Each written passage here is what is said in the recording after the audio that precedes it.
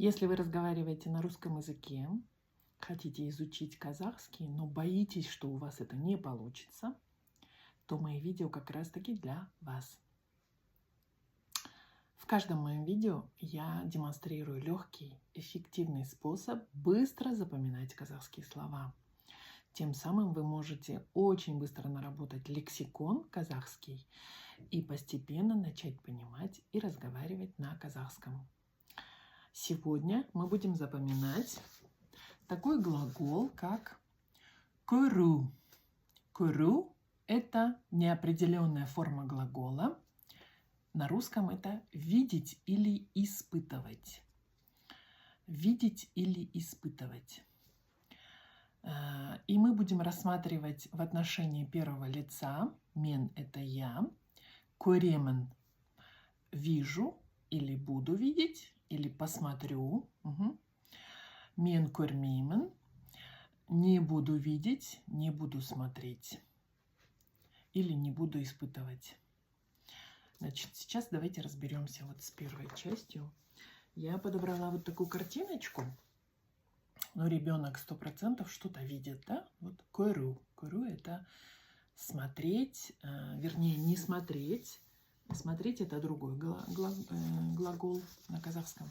Көру – это видеть, воспринимать глазами что-то или испытывать.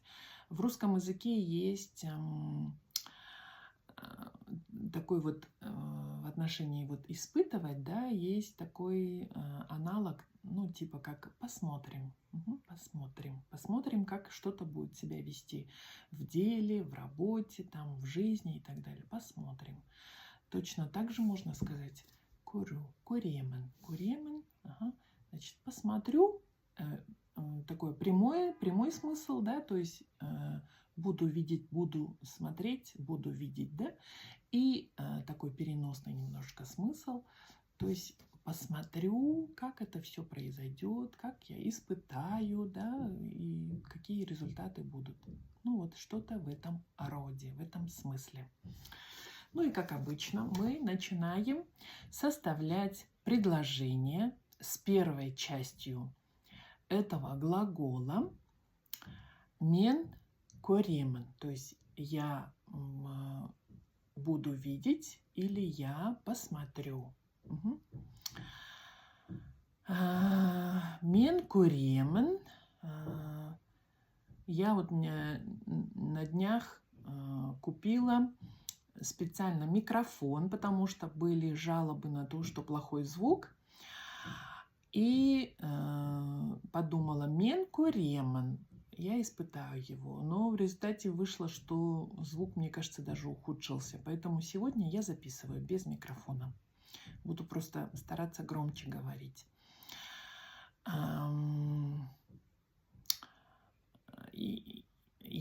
Мне дочка сказала, знаешь, вышел новый фильм, давай сходим на фильм. Будем смотреть? И я сказала, я лично көремін. Ну, в смысле, я хочу посмотреть. Так.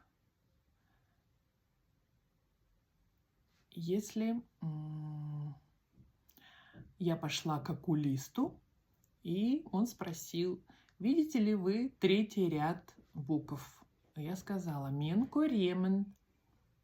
Мен жақсы көремін. Хорошо вижу. Интересно, как тестируют совсем маленьких детей? Ведь они не могут даже сказать, да? Наверное, смотрят на какую-то реакцию, ведь их зрение иногда тоже проверяют, да? Вот. Они, наверное, не могут сказать вот мен көремін, да? Но они как-то со своей физической реакцией дают понять, что мен көремін. Какие еще примеры?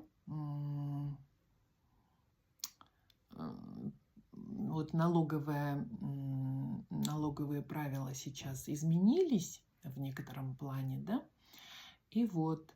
И многие предприниматели сразу подумали, ну, мен көремін, во что это все выльется. Сможем не сможем, подъемно будет, неподъемно. Мен куремен. Я тоже предприниматель, я тоже так подумала. Ну, мен куремен. А что мы еще можем сделать? Мы можем только смотреть на результаты этого действия.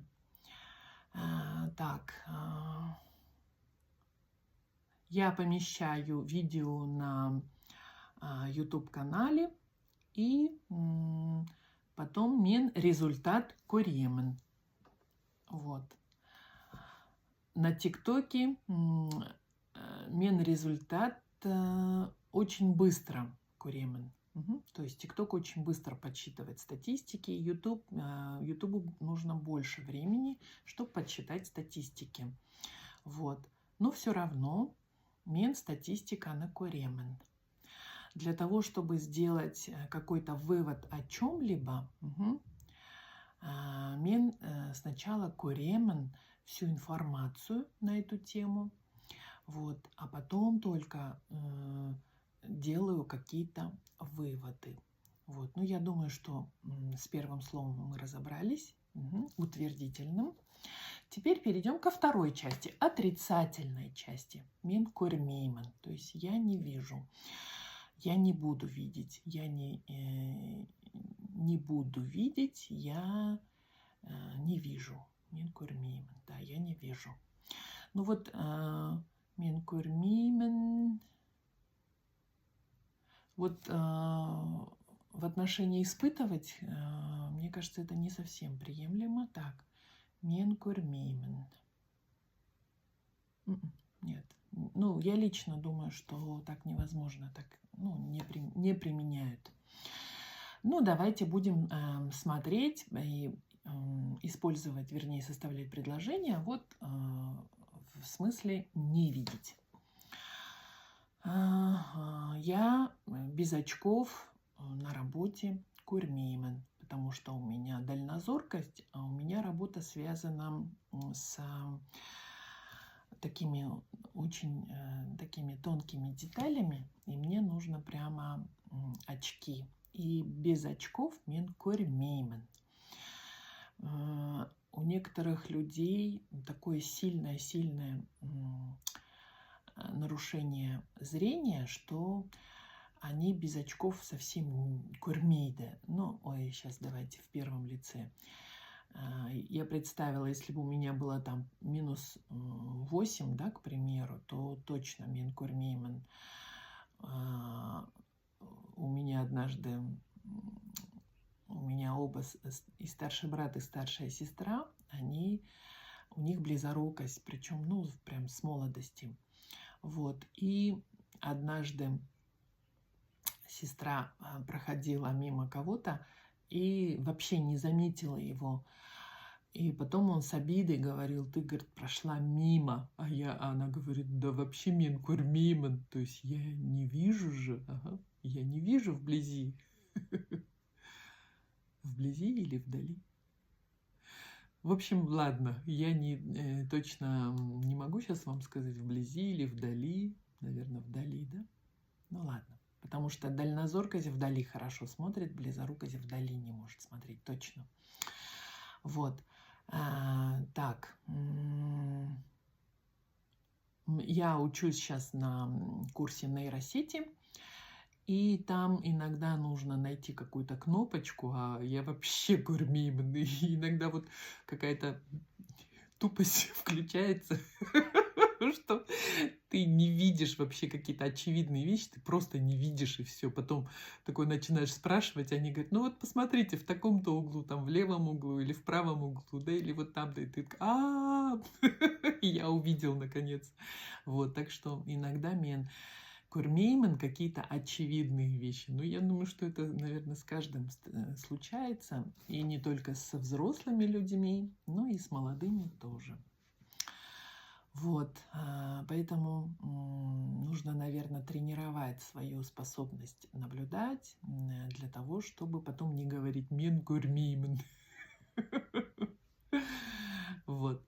Но, может быть, стилистически наши предложения не совсем верно выстроены, но мы сейчас не можем разбирать все лица, все времена.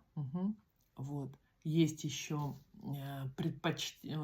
когда человек хочет, да, там прилагается еще одно слово, дополнительный глагол. Ага. Есть еще разновидность, когда в казахском языке, когда действие происходит прямо сейчас, ага, или оно длится какое-то время, да, там тоже дополнительные глаголы присоединяются. Но я не хочу вас запутать, поэтому мы шагаем постепенно. Составляйте свои собственные предложения в достаточном количестве для того, чтобы эти два глагола у вас уложились, и чтобы вы могли их в будущем применять уверенно. Спасибо вам за то, что вы смотрите мои видео. Подписывайтесь на меня, пожалуйста, ставьте лайки, делайте перепосты, пишите комментарии, обязательно пишите комментарии, пишите все свои пожелания, что бы вы хотели улучшить, что вы, на ваш взгляд, можно улучшить в наших уроках, потому что я снова предупреждаю, что я не профессиональный учитель, не профессиональный педагог. Я просто хочу с вами поделиться легким, простым, эффективным способом быстро запоминать казахские слова. Сау болыңыз. До свидания.